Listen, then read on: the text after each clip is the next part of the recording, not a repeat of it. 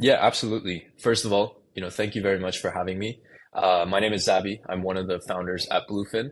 My journey in crypto started back in 2017 on a personal level and in 2020 as a builder. So we started building Bluefin at the very start of, the pandemic back in 2020, and it's been a very long but a very enjoyable journey since. We've been building for the past 5 years, and where Bluefin is at today is we're one of the leading exchanges on the Sui network. Um, we offer perpetuals and we offer spot trading, and there's a lot more, trading tools that will be available to users in the coming months. Bluefin is also backed by some of the leading institutions and VCs in the space. So some of the names include Polychain, Brevin Howard, Susquehanna International Group, and a number of different institutions. We are also closely aligned with many of the leading market makers within crypto. So Wintermute is also one of the largest partners of Bluefin. And where we're at today right now is, I do believe that we've built a product that is institutional grade, but at the same time, intuitive and very easy to use for the wide range of, retail traders. But that's not where we stop, right? We need to take things one step further and figure out how we can truly bridge the gap that exists right now between Web 2 and Web 3. And so what that means is really just lowering that barrier to entry as much as we can. And that's why, the user obsession that we have is really, really important in making Web3 a lot easier. I actually met my co-founders back long before we actually started building. And that's actually one of the things that I really appreciate about them too, is that they are obsessed with design and they're obsessed with user experience. And that's something that I find that is lacking in crypto and Web3, especially amongst builders.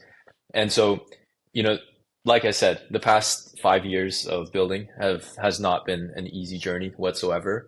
We've gone through building in, 1 year of a bull market, 2 years of bear, and what now seems to be a bull market again.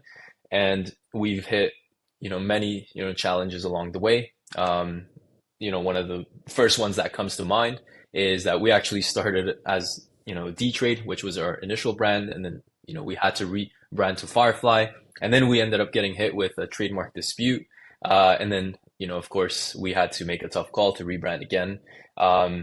Another story that comes to mind as well is we actually closed our Series A fundraising round only 4 days before the Terra Luna crash happened. And so, for context, that round actually took, over 4 months to get over the line. One thing I would say is that it's really, really important in crypto to just constantly remind yourself that the only way you fail is really if you give up. And when you have founders and co-founders and other builders around you that motivate you to, do that, then you're really set up for success. So like I said, we've been building for 5 years and I see that, no signs of slowing down. Yeah, for sure. So yeah, some of the Bluefin team members are in the UK, here in London, and I would say that the UK has been cautiously optimistic. Early on, I would say that there was skepticism, but that's changing. And I would say that it's actually changing quite rapidly. I'd say more universities and institutions are doing research.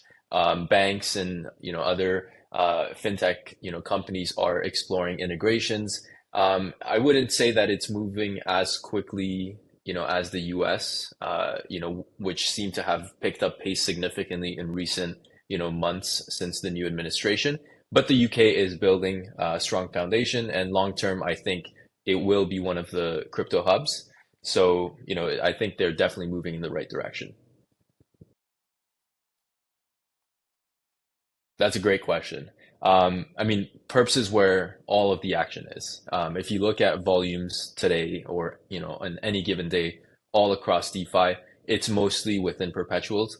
But for a long time, only centralized exchanges were able to offer a truly usable experience. And so our vision was to change that, right? And so we wanted to, build Bluefin to feel just as fast and as reliable as a lot of these centralized exchanges, but with the, transparency and security and some of the other advantages that come with DeFi. And since launch, we've been able to process over 50 billion in perpetual volume, and I think that that is a clear sign that the market agrees. Yeah, so we enjoyed building on Arbitrum, and if we take even a few steps back, our journey actually started before even before Arbitrum. So back in 2020, we started on Polkadot, and then later around 2022, we started building on Arbitrum. But as we scaled, we started to hit limits. And so when Sui came into the mix, we saw that Sui was offering something new, something that allowed us to truly scale. And what is that? That's, parallel execution, ultra low latency, and at the same time, a hungry and I would say a quite rapidly growing ecosystem. In many ways, I would say that it felt like Solana in the early days. It was, full of builders and many builders, also taking a look at it. So I would say it was full of potential. And so now, as it stands today, we are the number one perps exchange on Sui.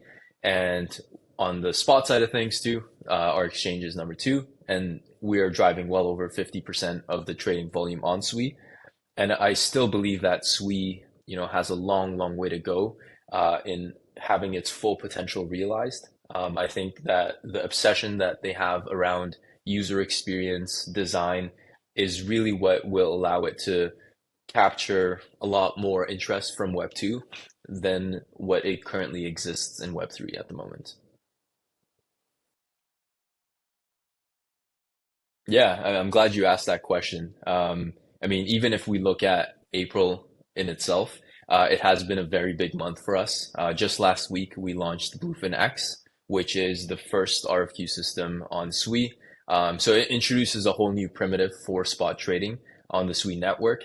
And this week we're going to be rolling out Bluefin Pro, which is the next version of our perpetuals platform. This is actually something that we've been building out for the past 9 months, and we've completely rebuilt it. So I'm super excited to have that out. And there's one more product that's going to be coming out in the next couple of weeks, and I can't say much, but trust me, it's going to be a big one. And so for us, no matter what the markets do, our goal and our philosophy is that we're going to be keep building, we're going to keep shipping products, and that's really what remains a priority for us. It's like build products that people love to use, allow for that to grow your revenues, and hopefully that way you can return more value to the users and to the community. And so that's really our focus. And for the rest of 2025, we want to focus on building the best possible products.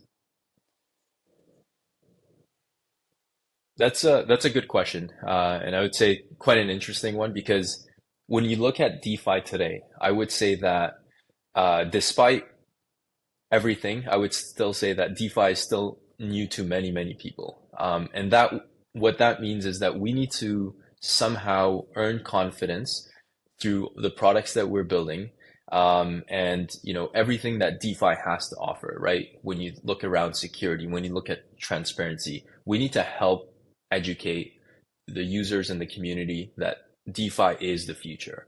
And that doesn't exist yet, right? So our goal is very clear. It's to be the most powerful on-chain trading venue, and it is powered by Sui, right? So what that means is we need to work on growing our user base. We need to work on, expanding our products, and we need to continue to innovate regardless of what the market conditions might be.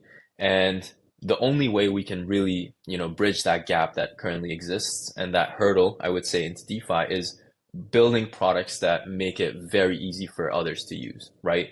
A lot of people are scared of DeFi, right? The idea of, bridging assets is very new to many people. And so until we get DeFi and the products in DeFi to a state where a lot of these hurdles and barriers to entry are significantly lower, I see that as like one of the biggest challenges. Yeah, for sure. I'm glad you asked that question because uh, the Korean demographic is actually one of the largest user bases on Bluefin. A lot of them really enjoy using Bluefin. They're also very excited about the Sui network as a whole.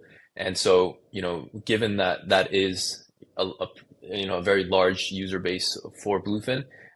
We find it to be a very important market, a market that is rapidly growing. In fact, just last year alone, I visited Seoul maybe at least four or five times, and I love Seoul. I mean, every time I'm there, I'm able to connect with a lot of our community members, a lot of the traders on Bluefin on a very, personal level. And one thing that I realize is that, they're very hungry and they love to always learn about new technologies. And so it's awesome that, they care about it. And for us, we deeply, deeply care about, the Korean market. And that's why we spend a lot of time in, working closely with that community.